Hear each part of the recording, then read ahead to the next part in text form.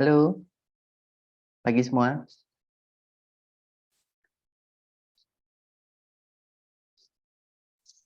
Pagi, Pak. Yuk, sebentar ya.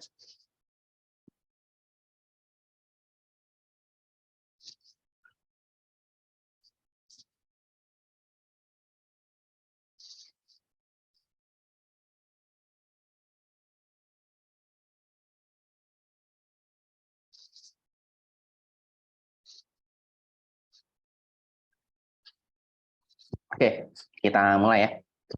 Oke, nah untuk pertemuan hari ini, kita masuk ke SRS atau Software Requirement System Specification. Oke, nah di sini RS ini merupakan biasa itu sebuah dokumen. Kayak isinya tuh pernyataan lengkap. Oke, dia menjelaskan mulai dari apa yang dilakukan perangkat lunak gitu kan, mulai persiapan kita apa aja, spesifikasi pokok penjelasan awal apa yang mau kita bikin. Oke. Nah, sini. SRS ini biasanya kita buat ini ketika untuk dokumentasi pertama saling melengkapi, dan biasanya si SRS ini itu harus dapat pertama dia bisa menguraikan definisi dari permasalahan, oke, apa yang mau diselesaikan gitu, permasalahannya apa. Oke, lalu diuraikan dengan tepat dengan cara yang tepat juga ya. Oke, nah setelah kita buat tadi ya, ini kan ketika kita buat SRS-nya, nah kita harapkan ya si pelanggan atau si customer atau user itu dia setuju nih bahwa apa yang mau dibuat, apa yang udah dipikirkan oleh itu semuanya tuh sesuai tuh, sejalan tuh dengan apa yang dimau, apa dengan apa goal tujuan yang akan dibuat. Oke, nah daftar kebutuhan teknis yang harus dipenuhi gitu kan, mulai perincian biaya. Perincian biaya itu sebenarnya opsional. Ada beberapa yang menggunakan, ada yang enggak. Oke, daftar kebutuhan teknis dan ini. Nah, ini syarat pembentukan SRS-nya. Pertama tuh mudah diidentifikasi. Oke. Yang kedua itu bisa diuraikan dengan jelas gitu kan, simpel dan sederhana. Jadi nggak ambiguous gitu, nggak ada kondisinya. Lalu bisa divalidasi dan bisa dites. Oke, dan terakhir itu bisa ditelusuri kembali ya, atau traceability.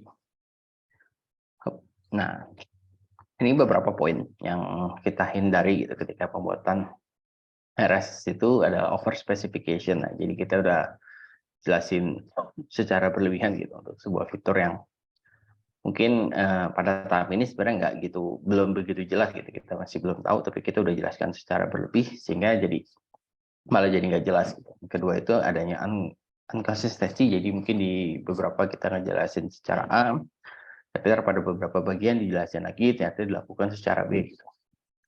Oke, ada ambiguitas, jadi kata-kata atau kalimat yang membingungkan gitu atau bikin ambigu.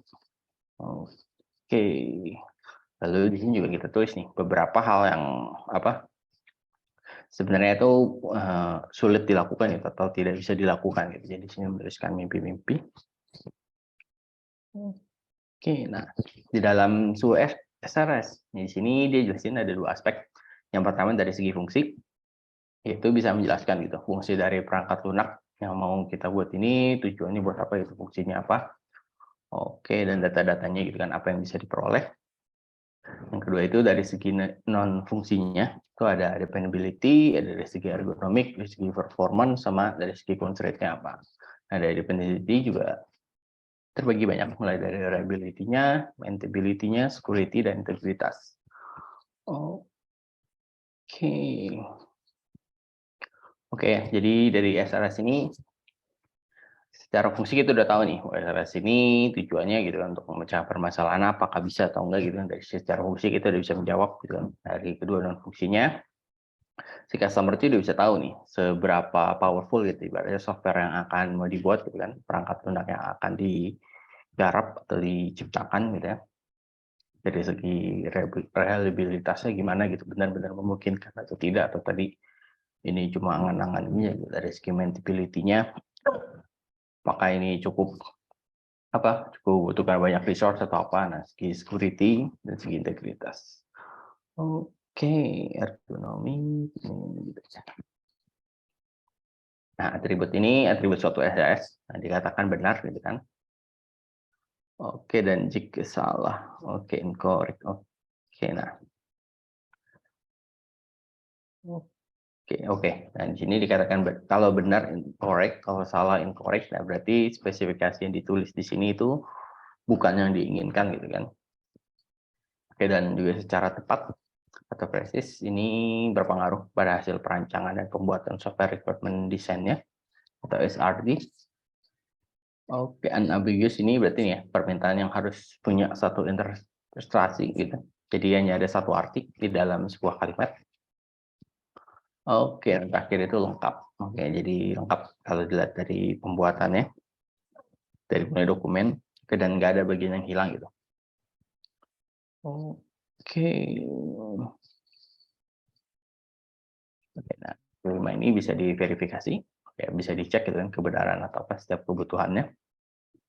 Yang keenam itu konsisten, nilai-nilai kebutuhannya harus tetap sama, baik dalam karakteristik maupun spesifik. Oke, lalu unders table ini bisa dimengerti ya oleh pemrograman, analis, oleh semua yang terlibat.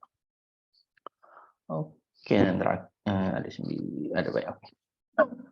Dan kedelapan itu bisa dimodifikasi, jadi bisa diubah-ubah perubahannya.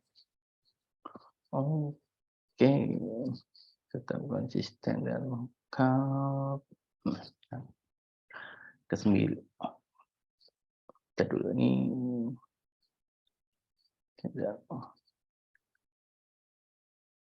Oke lah, perubahan bisa sederhana. 9 bisa ditelusuri, traceable, jadi tahu bagian mana yang harus dirubah gitu. Ketika ada kebutuhan, jadi kita udah tahu gitu. Ketika mau dirubah bagian A, ya udah kita bisa nge-trace gitu bagian A itu ada di mana, ada di apa folder apa dan segala macam gitu. Jadi kita tahu nggak harus cari-cari dulu gitu kan. A di mana, A di mana. Oke, yang ke-10 itu bisa dibedakan pada bagian what gitu kan, di bagian spesifikasi, dan how bagian yang menjelaskan bagaimana menjelaskan si what tadi. Oke. Yang ke-11 itu bisa mencakup atau melingkupi seluruh sistem. Ke-12 dia bisa melingkupi semua lingkungan operasional, oke, baik interaksi fisik dan operasional ya. Oke, lalu bisa menggambarkan sistem seperti yang dilihat oleh pemakai gitu. Jadi si user atau pemakai pun juga bisa sedikit memahami gitu, sistem yang akan dibuat itu akan seperti apa gitu. Nah, lalu ke-14 itu bisa toleran ya, terhadap ketidaklengkapan gitu, atau ketidakpastian. Oke, dan terakhir itu dia harus bisa dilokalisasi dengan sebuah coupling ya, jadi perubahan ketergantungan antara dua model yang nggak begitu erat. Nah, ini 9 macam orang user dalam pembuatan SRS. Oke, nggak semua, tapi biasanya ini orang-orang yang terlibat. Yang pertama itu pasti usernya atau pemakainya, ke orang yang menggunakan gitu atau mengoperasikannya. Kedua itu kliennya, orang atau bisa perusahaan yang mau membuat sistemnya. Yang ketiga itu sistem analis, atau sistem engineer. Oke, nah biasanya yang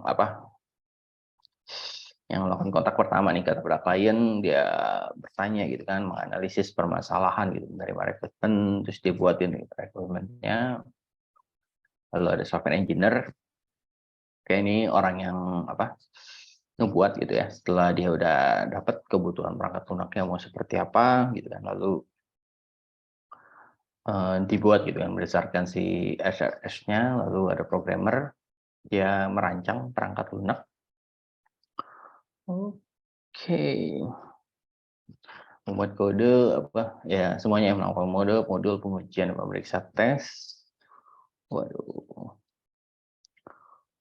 Oke, yang keenam, test integration group, kumpulan orang yang melakukan tes dan integrasi. Nah, sebenarnya dua ini, si melakukan tes ini sebenarnya bisa dipecah gitu.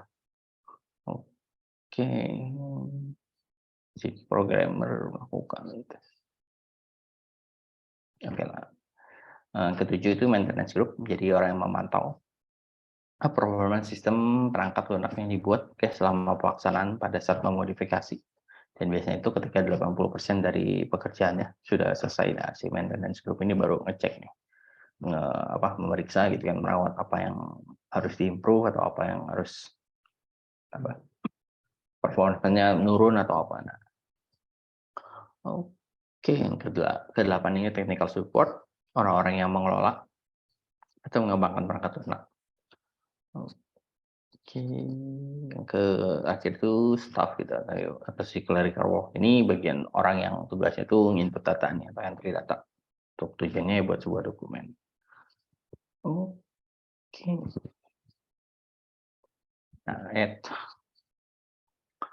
Nah, jadi keberhasilan atau pengembangan si perangkat lunak itu sebenarnya bisa kita lihat dari 10 aspek gitu ya. Yang pertama itu ketelitian dari si pembuatnya. Oke, yang kedua itu kualitas dari spesifikasi perangkat lunak yang baik atau kalau ada sedikit kesalahan gitu. Yang ketiga itu integritas, keempat ketelitian gitu. Lalu kelima itu proses pembuatan yang yang mantap gitu. Nah, yang keenam itu mudah dikembangkan, ketujuh jenis versi yang tidak banyak. Dan yang ke-8 itu ketelitian dari model pengembangan yang digunakan untuk meramal atribut perangkat lunaknya. Oke, lalu ada efektivitas dari rencana tes dan integrasinya, jadi tingkat persiapan dan sistem perawatannya atau pencarian bug-nya. Nah, jadi tingkat keberhasilan perangkat lunak, iya benar, perangkat lunak atau software itu ya sebenarnya dari titik awal pembuatan SRS ini gitu kan, sebelum program itu kita udah bisa nilai seberapa kuat gitu kan, seberapa bagus gitu kan perangkat lunak yang akan dibuat nanti gitu, seberapa tangguh gitu. Nah, itu dari si RS ini yang kita bisa ngeliat gitu. Walaupun nanti ya bisa jadi berbeda gitu, tapi secara dari RS yang udah cukup itu sebenarnya udah cukup meyakinkan atau udah cukup bisa melihat gitu seberapa meyakinkannya perangkat lunak ini gitu. Oke, kayaknya ini udah habis. Oh ya benar. Oke, singkat ya. Berapa menit? Oke, sampai sini ada yang mau nanya dulu sebelum sini.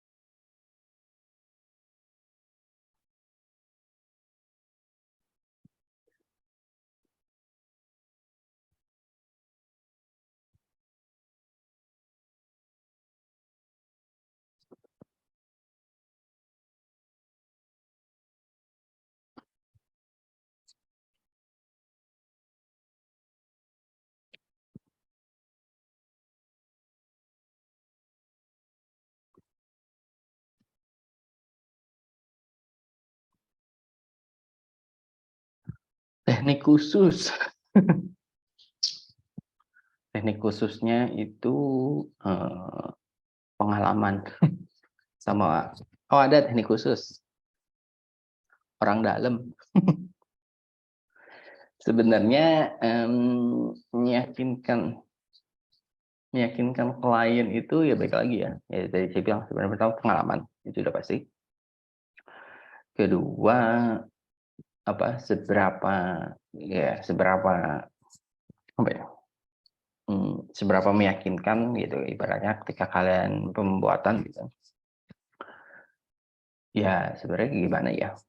Ada banyak faktor gitu, kita nggak bisa gitu walaupun kita udah buat gitu kan, kita udah yakin udah sini, nyata ada yang lebih baik gitu kan, atau ada yang lebih murah segala macam, bisa jadi kita nggak menang, atau ternyata malah justru yang biasa-biasa aja gitu kan ketika ini, tapi ternyata kompetitornya nggak siap gitu kan, kompetitornya nggak mateng, malah kita yang menang. Itu juga bisa sebenarnya. Nggak ada hal yang pasti gitu ketika dalam sebuah project gitu ya, tapi yang pasti selama apa ya, klien bisa bangun kepercayaan gitu terhadap klien gitu. Nah emang dari awal sih agak susah gitu ketika kita mau itu, tapi balik lagi ketika emang apa ya, terlihat agak ini sih, tapi kalau selama kalau orang baik mestinya sih orang bisa kelihatan gitu. Kalau emang ini orang nggak, bukan nggak bener apa ya, lulus sampai tuh emang pengerjaannya ini orang terlihat jujur atau biasa tahap awal ya, kepercayaan itu udah enak sebenarnya. Tapi untuk pertama kali gitu kan ketika sama-sama tidak mengenal gitu kan. Beda kalau tadi ya, kalau dia orang dalam gitu, ini omnya atau apa itu kan udah ada trust gitu, udah ada ini. Tapi kalau emang benar-benar sama kali kenal, kita ketemu gitu kan di event startup atau di acara apa, ya balik lagi. Biasanya itu ya orang, ya impression ketika ngelihat orang baik itu bisa kelihatan gimana yang bisa ini. Ya tapi balik lagi, ya walaupun ya namanya apes gitu, kejeblos atau apa ada aja. Tapi pengalamannya random sih saya juga. Kadang kita udah yakin gitu kan, saya udah menguasai apa produk dia, saya udah pernah buat produk serupa, saya udah ngerjain ini pokoknya selama 2 tahun, apa pokoknya menurut saya ini udah oke banget lah, udah yakin gitu, ternyata malah nggak dapet. Tapi justru yang setengah hati gitu, kadang lagi ya coba aja lah gitu kan, nothing tulus gitu, dapet syukur, enggak ya udah, malah tiba-tiba dapet.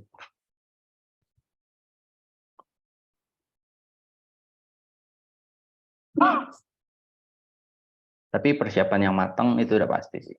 Ya, balik lagi kayak tadi tuh, ketika ternyata gitu kan, siapa yang tahu gitu ya kompetitor nggak siap atau nggak, itu ya udah itu kayak ya udah pasti kalah di awal gitu. Tapi ketika persiapannya matang gitu kan, walaupun bukan apa bukannya kita juga nggak tahu ya ide yang terbaik atau apa, itu enggaknya berikan yang terbaik. Ya udah.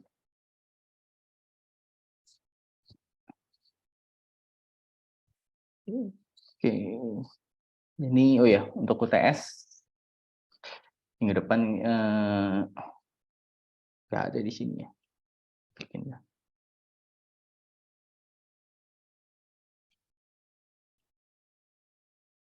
Betul.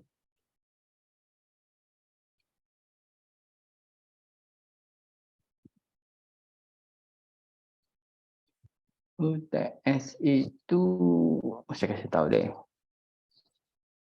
sifatnya open book ya. Ini enggak.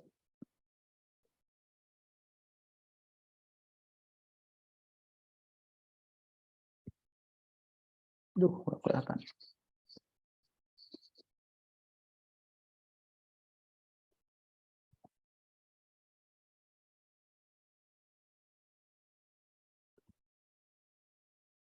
Sedikit.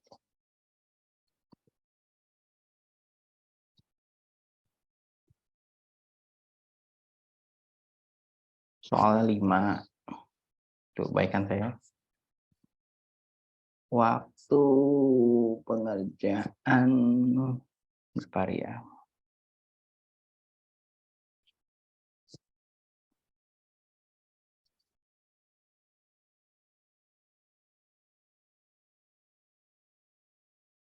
1 minggu deh, 7 hari. Oke, lama. Ya udahlah. Tapi jangan itu ya. Apa? Ini udah lama banget gitu. Jangan sampai telat lebih dari waktu ini gitu. Karena biasanya tuh ke pihak kampus mepet gitu kan. Jadi biasanya saya udah ditagih-tagih. Nah, kalau ada yang terlambat atau ada yang nyelip-nyelip gitu, nah suka kejadian gitu kan, ada yang nyangkut tuh di pihak kampus gitu, dia entah keteteran gitu kan karena harus nginput seluruh mahasiswa gitu kan, seluruh semester, kelas karyawan, kelas reguler, ternyata ada yang nggak ke input atau nggak apa, nah udah tuh itu saya nggak bisa nyalain gitu. Saya nggak bisa nyalain pihak kampus juga gitu ya. Itu ibaratnya apesnya kalian atau ya resiko kalian juga gitu kan. Jadi saya wanti-wanti gitu karena ini udah mepet banget. Jadi usahakan jangan lebih telat lagi. Oke, karena kalau ya lebih telat lagi ya baik lagi resikonya di kalian. Oke, apa lagi? Udah jawaban cari sendiri. Oke. Sambil saya absen ya. Abdurrahman ada? Hadir, Pak. Oke. Ahmad Farid Raihan. Hadir, Pak. Ahmad Nathan. Nathan tidak ada. Dava. Hadir, Pak. Jadi Jaki Arta Putra. Hadir, Pak. Oke, Fernanda.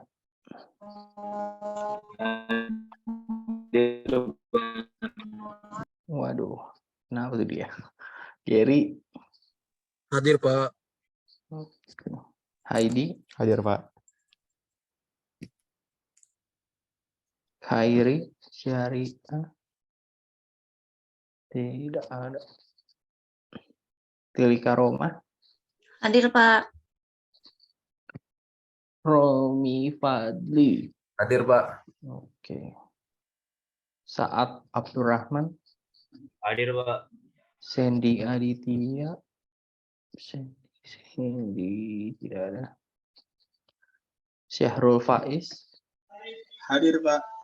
Oke. William Pratama. Yazid. Hadir, Pak. Oke. Oke.